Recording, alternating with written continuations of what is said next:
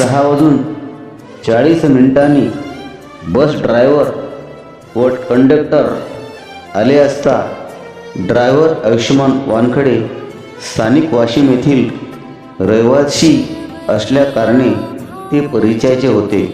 आमचा जय भीम झाला.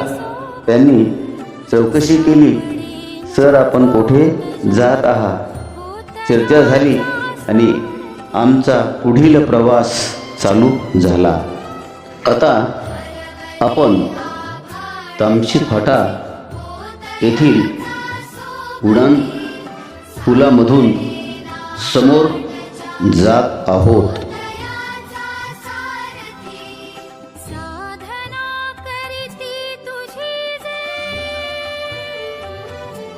रोडच्या डाव्या बाजूला तामसी हे गाव 2 मैल अंतरावर आहे.